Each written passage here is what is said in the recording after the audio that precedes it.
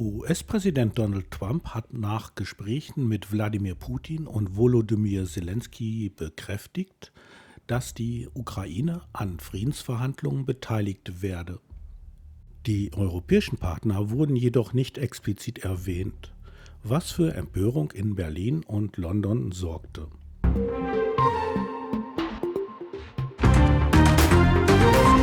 Trumps Berater Keith Kellogg betonte, dass Putin und Zelensky verhandeln müssten und beide Seiten Zugeständnisse machen sollten. Trump bleibt skeptisch gegenüber einer NATO-Mitgliedschaft der Ukraine und stellt die Wiederherstellung der Grenzen von 2014 in Frage. Sein Vizepräsident J.D. Vance betonte, dass Sicherheitsgarantien für die Ukraine ausgehandelt werden müssten, wobei auch militärische Druckmittel nicht ausgeschlossen seien. Trump verfolgt darüber hinaus eine Vision der nuklearen Abrüstung und plant mit Russland und China über eine Reduktion der Atomwaffen zu sprechen. Parallel zu diesen Entwicklungen verhandeln die USA und Russland in Saudi-Arabien über ein Ende des Krieges. Europa ist nicht direkt involviert, was in Paris und Brüssel für Unmut sorgt. Europäische Vertreter beraten sich in Paris über mögliche Beiträge zu einem Friedensabkommen. Putin hat, was er wollte. Trump verhandelt direkt mit Putin und ignoriert Europa weitgehend. Das erinnert an die geopolitischen Vereinbarungen der Jalta-Konferenz nach dem Zweiten Weltkrieg. Putin profitiert, indem er international als gleichwertiger Partner der USA auftritt.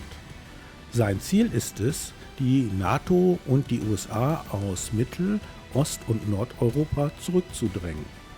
Trump zeigt eine neue Doktrin, die nicht mehr auf den Konflikt zwischen Demokratie und Autokratie fokussiert, sondern Einflusssphären zwischen den Großmächten neu definiert. Europa muss um seine Beteiligung an Friedensverhandlungen kämpfen, um nicht an den Rand gedrängt zu werden.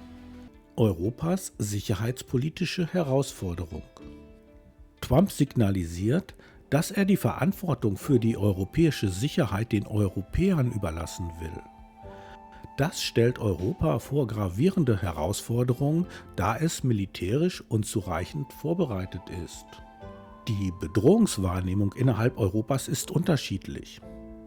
Während Länder wie Polen oder die baltischen Staaten Russland als existenzielle Gefahr sehen, sind andere wie Ungarn durch wirtschaftliche Interessen beeinflusst.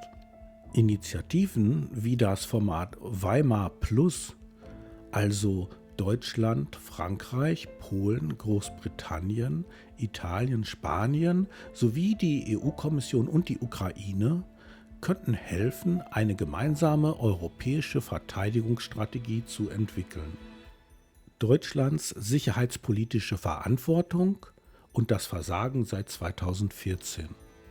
Sollte Kiew zu einem Diktatfrieden gezwungen werden, droht laut Experten ein Großkrieg in Europa. Ein erzwungener Frieden würde nicht zu einer stabilen Lösung führen, sondern Russland für zukünftige Expansionen ermutigen. Putins langfristiges Ziel ist die Wiederherstellung eines russischen Einflussbereichs, der sich nicht nur auf die Ukraine, sondern auch auf weitere ehemalige Sowjetstaaten und möglicherweise NATO-Mitglieder erstreckt. Sollte der Westen den russischen Forderungen nachgeben, könnte dies als Schwäche gewertet werden und weitere militärische Aggressionen nach sich ziehen. Ein Diktatfrieden würde zudem die Glaubwürdigkeit der westlichen Abschreckung untergraben. Länder wie Polen, die baltischen Staaten oder Rumänien könnten sich angesichts einer wachsenden russischen Bedrohung gezwungen sehen, drastisch aufzurüsten oder präventiv zu handeln. Die NATO müsste auf eine solche Eskalation reagieren, was das Risiko einer direkten Konfrontation mit Russland erheblich erhöhen würde. Darüber hinaus könnte Russland die Zeit eines Friedensschlusses nutzen, um seine Streitkräfte wieder aufzurüsten und sich auf neue militärische Offensiven vorzubereiten. Falls die NATO in diesem Prozess gespalten oder zögerlich agiert, könnte Moskau einen Krieg gegen ein weiteres europäisches Land riskieren, was unweigerlich eine großflächige militärische Eskalation zur Folge hätte. Die europäische Sicherheitsarchitektur würde sich fundamental verändern, sollte Russland militärisch erfolgreich sein. Langfristig wären höhere Verteidigungsausgaben notwendig, um der Bedrohung durch Russland zu begegnen. Deutschland muss seine militärische Produktion ausbauen und eine nukleare Abschreckungsstrategie unabhängig von den USA erwägen. Die deutschen Bundesregierungen haben es seit der Annexion der Krim 2014 versäumt, die Bundeswehr angemessen auf eine mögliche Eskalation vorzubereiten. Unter Angela Merkel wurden notwendige Investitionen in die Streitkräfte aufgeschoben und auch unter Olaf Scholz blieben konkrete Reformen weitgehend aus. Trotz eines Sondervermögens von 100 Milliarden Euro bleibt die Bundeswehr unterfinanziert und schlecht ausgerüstet. Deutschland hat es verpasst, seine Verteidigungskapazitäten rechtzeitig auszubauen, sodass es nun nur begrenzte Optionen hat, auf die geopolitischen Entwicklungen zu reagieren. Macron drängt Europa zum Handeln. Frankreichs Präsident Emmanuel Macron hat frühzeitig vor einem amerikanischen Rückzug aus Europa gewarnt und drängt auf eine stärkere europäische Verteidigungspolitik. Die europäischen Staats- und Regierungschefs wurden von Trumps plötzlichen Gesprächen mit Putin überrascht. Frankreich sieht sich als Schlüsselmacht und verhandelt über mögliche europäische Friedenstruppen. Macron fordert eine eigenständige europäische Rüstungsindustrie und betont, dass Europa mehr für seine Verteidigung investieren muss, anstatt sich auf die USA zu verlassen. Wirtschaftliche Aspekte der Verteidigung. Eine Erhöhung der Verteidigungsausgaben kann wirtschaftliche Vorteile bringen. Laut einer Studie des Kieler Instituts für Weltwirtschaft könnte eine Steigerung der Militärausgaben auf 3,5% des BIP das Wirtschaftswachstum in Europa um bis zu 1,5% erhöhen. Technologie- und Innovationsschübe aus der Militärforschung könnten sich positiv auf zivile Industrien auswirken. Europa sollte seine Rüstungsindustrie ausbauen, um sich unabhängiger von US-Importen zu machen.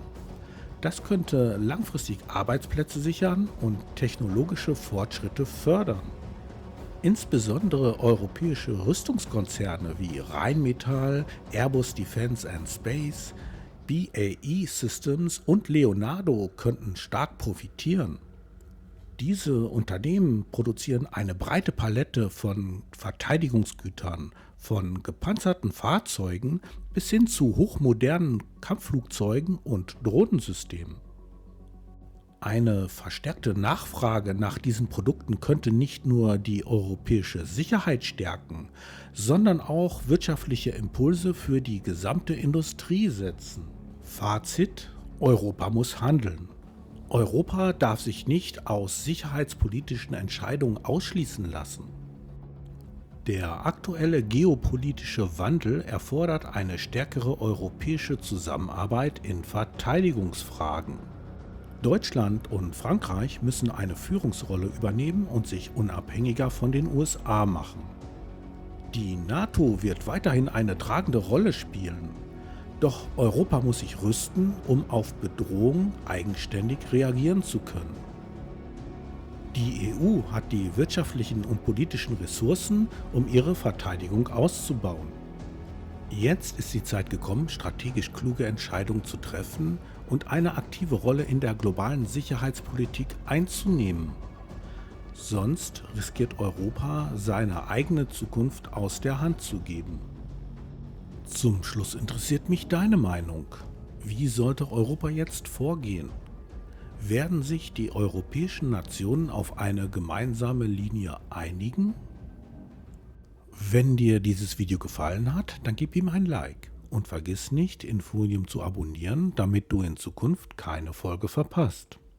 Bis zum nächsten Mal bei Global Asset Kompass.